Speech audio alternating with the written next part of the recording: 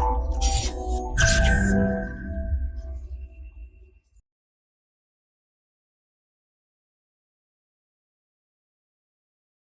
दोस्तों, this is Prem Sodani coming up with our next round that is Geography Simplified में ही doubt session आपका, यानी कि डाउट सिंप्लीफाइड हम बोल सकते हैं।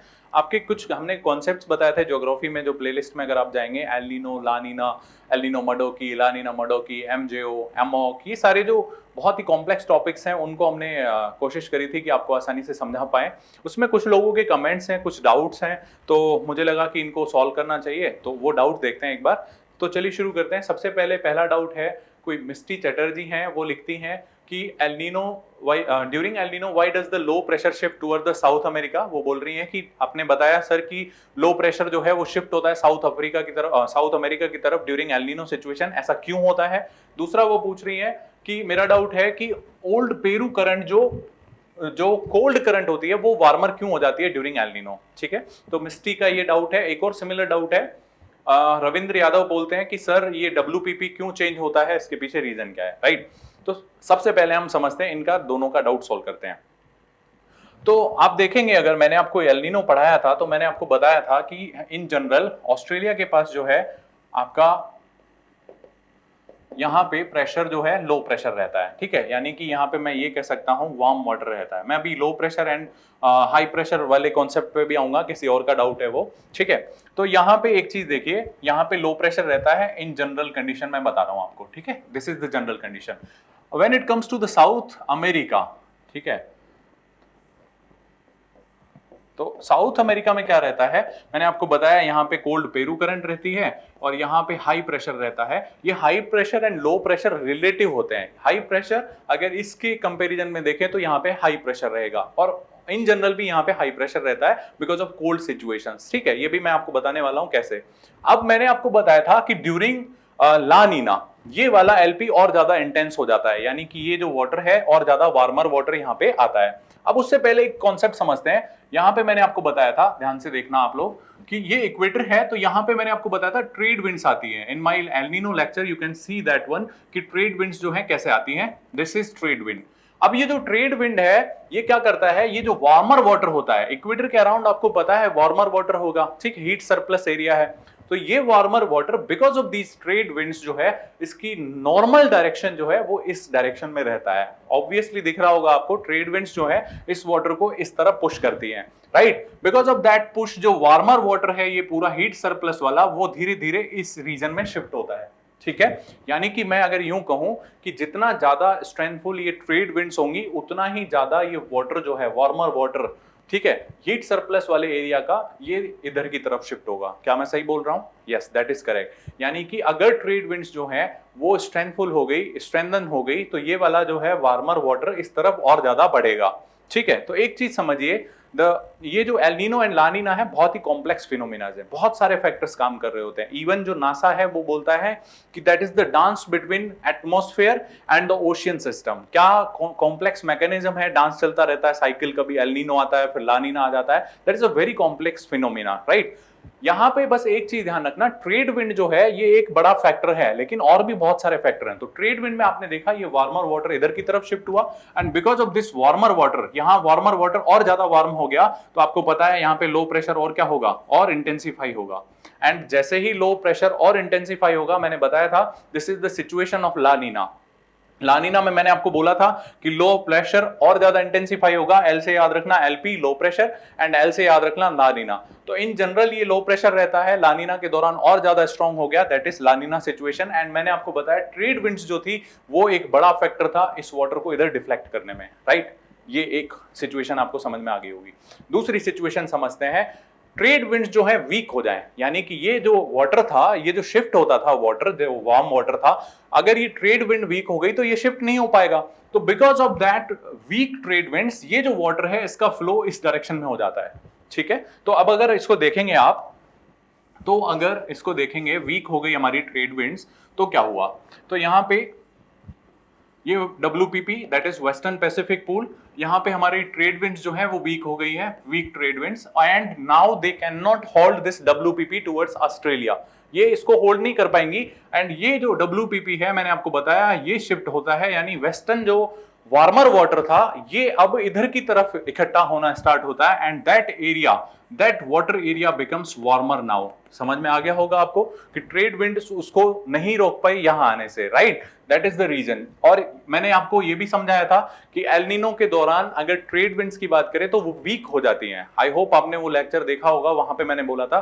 या फिर यूं कहें बिकॉज ये ट्रेड विंड्स वीक हो जाती हैं तो फिर एल-नीनो होता है। दोनों ही चीजें रिलेटेड है, ठीक है? ऐसा है तो भी ऐसा है, ये है तो भी ऐसा है, दोनों इंटर रिलेटेड है, तो आप उसको ऐसे याद रख सकते हैं, राइट? तो मैंने बताया आपको एल-नीनो के दौरान यहाँ पे अब क्या हो जाएगा, एलपी हो जाएगा। लेकिन ध्यान रखना कि ये जो पेरू करंट है कोल्ड, इसके ऊपर कोई जो है इफेक्ट नहीं आया है, राइट? ये अभी भी कोल्ड ही है। यहां पे वाटर जो है जरूर वार्मर हो गया है, ज्यादा वार्मर हो गया है, एंड ये जो लो प्रेशर एरिया था अब शिफ्ट हो गया है इस तरफ, that is low pressure now. और यहां पे कंपैरेटिवली प्रेशर आपका क्या हो जाता है, हाई हो जाता है, and that is not a good situation for Australia, क्योंकि यहां पे रेनफॉल नहीं होगा, and also not good for India.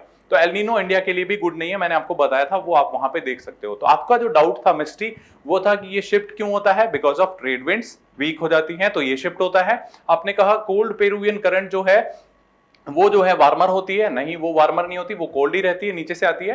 This area जो है that becomes warmer, this water body becomes warmer, this area of Peru side जो है ये वार्मर हो जाती है, और इसी के कारण यहाँ पे अब विंड जो है जो एयर है वो आपकी राइज करेगी, ठीक है? और लो प्रेशर एरिया बन जाएगा, वहां पे रेनफॉल होगा, ठीक है? तो ध्यान रखना एल-नीनो मतलब this WPP shifts towards South America, या फिर मैं यूं कहूं low pressure shifts towards South America, right? So this is your doubt, okay?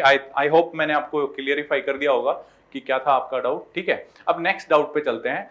जो सेकंड डाउट है वो डाउट कम सजेशन है। वो बोल रहे हैं कि अर्जुन चौरसिया जी बता रहे हैं कि with due respect sir, I want to correct only one thing, air didn't descend due to high pressure, because of high temperature air ascends and low pressure generated and vice versa. ये कुछ बोल रहे हैं, ये इन्होंने जो है L-Nino का लेक्चर अगर आपने देखा हो तो वहां पे मैंने high pressure and low pressure का कॉन्सेप्ट अच्छे से बताया था। फिर भी मैं एक बार आपको क्लियर कर देता हूं ये वाला, ताकि आप जो है कंफ्यूजन नहीं रहे आपको कि कहाँ पे हाई प्रेशर है, डिसेंड होगी या फिर असेंड होगी। तो मैंने आपको याद हो आपको बताया था जहां भी ज्योग्राफी में टेम्परेचर हाई होता है, if temperature is high it means that area would have that low pressure, ठीक है? ये होगा। इसके बाद मैंने बताया था if temperature is lower somewhere that means वहां पे क्या होगा, हाई प्रेशर की सिचुएशन होगी, ठीक है? Low pressure high pressure. And मैंने आपको ये भी बताया था उस लेक्चर में, the wind always blow from high pressure to low pressure, ये भी याद होगा आपको। अब इसके बाद यहां पे समझिए, बहुत इंपॉर्टेंट है, जब टेम्परेचर ज्यादा है ये विंड जो जहां से भी आई है इसको क्या मिलेगा, टेम्परेचर, एंड इस टेम्परेचर की वजह से क्या होगा, ये जो है वार्म हो जाएगी, ये जो विंड आई वो वार्म हो जाएगी, और वार्म एयर जो है बहुत लाइटर होती है। तो यहां देखिएगा वार्म एयर होते ही वो क्या है, लाइटर होती है, and because of this lighter air ये क्या होती है, ऊपर की तरफ उठना स्टार्ट होती है, एंड ये यहां से बहुत तेज लो प्रेशर है अगर, तो तेजी से ये ऊपर की डायरेक्शन में मोशन स्टार्ट करती है, मूवमेंट स्टार्ट करती है। इसको आप बोलते हैं कन्वर्जेंस, ठीक है? तो विंड्स जहां से भी आई वो बहुत तेज, यहाँ पे टेम्परेचर है वो बहुत ज्यादा वार्मर हुई एंड सीधा ऊपर की तरफ, दैट इज आपका कन्वर्जेंस। आई होप आपको समझ में आ रहा है। तो कन्वर्जेंस हुआ, और मैंने आपको बताया था 6.5 डिग्री सेंटीग्रेड पर किलोमीटर से ये एयर जो है ऊपर जब जाती है तो कूल होती है। क्यों होता है ऐसा? बिकॉज मैंने बताया था अर्थ का जो सरफेस है, अर्थ का जो एटमॉस्फेयर है, lower atmosphere, that is warmer ज्यादा होता है वो कंपेयर टू ऊपर। जैसे जैसे आप जाओगे तो धीरे धीरे टेम्परेचर आपका कम होता जाएगा, जैसे जैसे आप सरफेस से दूर जा रहे हो दैट मींस कि टेम्परेचर जो है वो कम होता जाएगा, एंड 6.5 डिग्री सी पर किलोमीटर ये कम होता है। इसके बाद जब ये यहाँ पे कूल हो जाती है तो यहाँ पे मैंने आपको बताया था कंडेंसेशन स्टार्ट होता है, क्लाउड फॉर्मेशन होता है, and that is the reason यहाँ पे क्या होता है, रेनफॉल स्टार्ट होता है, ठीक है? तो रेनफॉल की पॉसिबिलिटी यहाँ पे हमेशा रहती है, इसीलिए यहाँ पे बोलते हैं इनस्टेबिलिटी बनी रहती है, मतलब कभी भी रेनफॉल हो सकता है, स्टेबल नहीं है वहां का atmosphere, that is the reason weather जो है वहां का इनस्टेबल है, रेनफॉल हो सकती है, दैट इज लो प्रेशर, ठीक है? ध्यान रखना। अब मैंने आपको ये भी बताया था कि यहाँ से जो है कोल्ड एयर जो है वो काफी क्या होती है, वेट में हैवी होती है, एंड वेट जब हैवी रहता है तो एयर जो है वो अपवर्ड मोशन नहीं करेगी, वो डाउनवर्ड मोशन स्टार्ट करेगी, जिसको मैं बोलता हूं सिंकिंग। तो सिंक करना स्टार्ट करती है। अब आप खुद सोचिए कहां पे वो सिंक कर सकती है, जहां पे नीचे लो प्रेशर हुआ वहां तो एयर राइज हो रही है, तो क्या यहां पे सिंक हो सकती है? नहीं, क्योंकि आपको ऊपर की तरफ पुश किया जाएगा, आप नीचे सिंक कर ही नहीं सकते।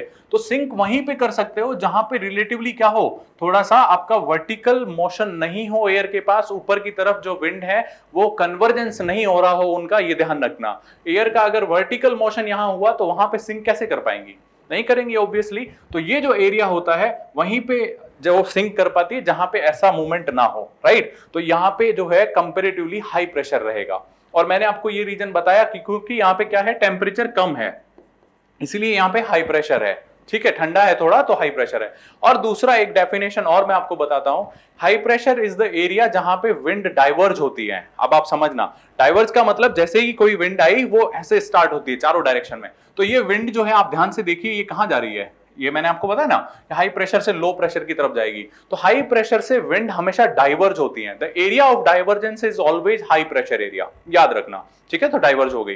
And the area where winds converge, जहां पे कन्वर्ज होंगी, that is nothing but your low pressure area. वहां पे जैसे ही आप जाओगे, ये विंड जैसे ही पहुंचेंगी ये कन्वर्ज हो जाएंगी ऊपर की डायरेक्शन में, इनका जो वर्टिकल मोशन है, वर्टिकल मूवमेंट है, वो स्टार्ट हो जाएगा।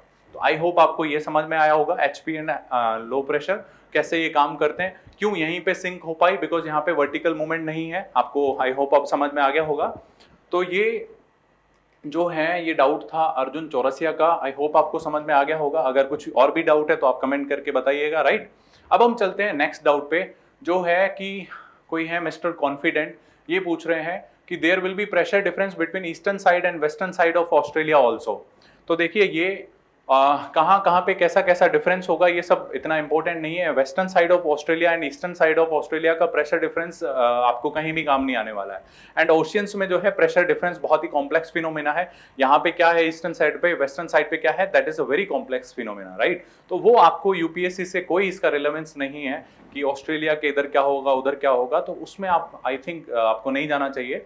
अगर मैं आपको बताऊं तो इन जनरल मैंने आपको बताया था कि ऑस्ट्रेलिया के ऊपर लो प्रेशर रहता है इस साइड में, बिकॉज वार्मर वाटर रहता है। एंड दैट लो प्रेशर जो है मैंने आपको बताया था इंडिया के लिए हमेशा अच्छा होता है, बिकॉज इंडिया का जो मॉनसून है यहाँ से बहुत अच्छा सा स्ट्रॉन्ग पुश मिलता है इसको। मैं ऑलरेडी बता चुका हूँ एल-नीनो ला-नीना सब में, तो आप वहां देख लेना। एंड यहाँ पे आपसे पूछेगा दैट इज यहाँ पे कौन सा प्रेशर रहेगा ड्यूरिंग एल-नीनो या ला-नीना, तो यहाँ पे इन जनरल हाई प्रेशर रहता है कंपेयर टू दिस वन, ठीक है। तो आप बस इसके बारे में चिंता कीजिए, एल-नीनो एंड ला-नीना के बारे में, बाकी सब आप ज्यादा इसमें मत जाइए कि इस साइड कौन सा है उस साइड कौन सा है। इधर लो प्रेशर ज्यादा है, ऑब्वियसली इससे थोड़ा ज्यादा ही होगा इधर की तरफ, ठीक है। तो यहाँ क्योंकि वार्मर पैसिफिक पूल आ चुका है तो बस वही प्रेशर डिफरेंस होगा। यहाँ पे लो प्रेशर ज्यादा है तो यहाँ पे कंपेरेटिवली हाई प्रेशर होगा, बट ये आपको कहीं काम नहीं आएगा, राइट।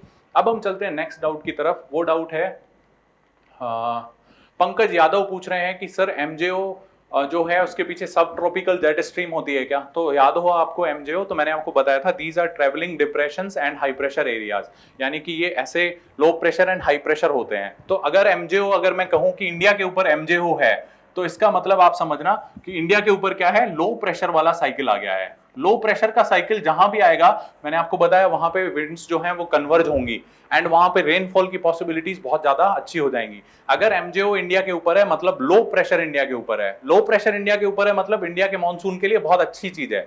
वहां पे हमारी जो विंड है वो कन्वर्ज होंगी, रेनफॉल की पॉसिबिलिटी बढ़ जाएंगी। So this is MJO. अब ये पूछ रहे कि ये जो है जेट स्ट्रीम इसके पीछे रेस्पॉन्सिबल है क्या। Yes, that could be one reason, लेकिन इसके पीछे बहुत सारे मल्टीपल फैक्टर्स होते हैं। एज आई डिस्कस्ड कि ये बहुत ही कॉम्प्लेक्स फिनोमिनाज हैं, चाहे वो एमजेओ हो चाहे एल-नीनो हो, इनका एक साइकिल है, एक पैटर्न है, और वो कंट्रोल होता है पूरा एटमॉस्फेरिक एंड ओशियन जो है उनके इंटरेक्शन से, ठीक है। तो बहुत सारे इंटरेक्शन होते हैं ओशियन एंड एटमॉस्फेयर में। जब आप करंट पढ़ते हैं, ओशियन करंट, तो उसके पीछे रीजन देखे होंगे आपने कि चाहे वो हम बोले कि जो हमारे ग्लोबल विंड पैटर्न है वो भी इसमें शामिल होता है, जो ओशियन करंट्स हैं, इसके साथ प्रेशर डिफरेंस, टेम्परेचर डिफरेंस, है ना, बहुत सारे कोरियोलिस फोर्स, अर्थ मूवमेंट, ये सारे रीजन होते हैं जिनके कारण ये इंटरेक्शन जो है बहुत ही कॉम्प्लेक्स हो जाता है। एंड मैंने बताया आपको कि नासा की साइट कहती है कि एल-नीनो, ला-नीना टाइप और ये जो कॉन्सेप्ट्स हैं they are very difficult phenomenas, very complex phenomenas, and this is the interaction जो है, ये जो इंटरेक्शन है इसको नासा बोलता है कि that is the dance between atmosphere and oceans, right. जो हमारे ओशियंस हैं, एटमॉस्फेयर है, उनके बीच में एक तरह का डांस है, कभी ये एल-नीनो, कभी ला-नीना, कभी एल-नीनो, कभी La Nina. So this is the cyclic phenomena and बहुत सारे फैक्टर्स होते हैं। यस, ये एक रीजन हो सकता है जेट स्ट्रीम का, but not the sole reason, बहुत सारे और रीजन है। ट्रेड विंड्स हैं, ग्लोबल जो विंड पैटर्न्स हैं, जेट स्ट्रीम्स हैं, प्रेशर डिफरेंस है, उस टाइम ओशियंस के ऊपर कैसा प्रेशर चल रहा है, तो all these reasons are there behind this MJO concept, right. तो एमजेओ के बारे में बस आप इतना ध्यान रखिए कि एमजेओ जो है, मैंने आपको बताया था, मूवमेंट जो है इसका ऐसे होता है वेस्ट टू ईस्ट की तरफ। जैसे ही किसी के ऊपर है, मैंने आपको ये भी बताया था 30 से 60 डे का साइकिल होता है, ठीक है, 30 से 60 दिन वो इंडिया के ऊपर रह सकता है। एंड इंडिया के ऊपर रहना मतलब लो प्रेशर इंडिया के ऊपर है, that is good for Indian monsoon as well, right. So this is आपका डाउट, और इनको किसी ने आंसर भी दिया है, श्री ने, और उन्होंने भी बताया है कि भाई देखिए ये बहुत सारे फिनोमेनाज होते हैं इसके पीछे। तो ये थे आपके डाउट, आई होप मैं आपके ये डाउट्स को क्लियर कर पाया। Thank you very much for your comments, और आई होप आपको ये वीडियोस जो हैं, लेक्चर्स जो हैं, समझ में आ रहे हैं। अगर आपको फिर भी कोई डाउट रह गया है तो आप कमेंट सेक्शन में बताइएगा, उनको नेक्स्ट जब वो अक्यूमुलेट होंगे, 5-10 डाउट होंगे, तो नेक्स्ट सेशन हम डाउट सिंप्लीफाइड लेके आएंगे। Thank you very much for watching this video. Current Affairs by ForumIAS is an all-in-one program that covers the dynamic aspect of the syllabus from both prelims and mains perspective. Last year, we have helped more than 100 students crack IAS with our current affairs classes.